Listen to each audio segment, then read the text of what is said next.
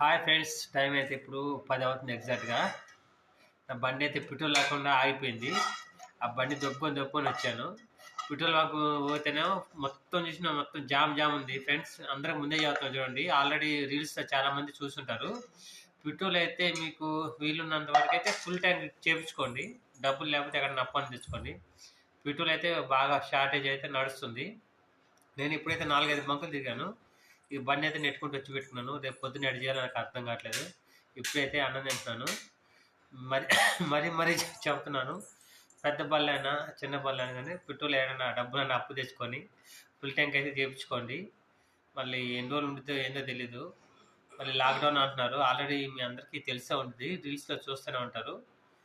ఇట్లుంది పరిస్థితి. ఇప్పుడే చూడండి, అన్నం అయితే కొంచెం ఫ్రైడ్ ఇది ఎగ్ ఫ్రై అన్నము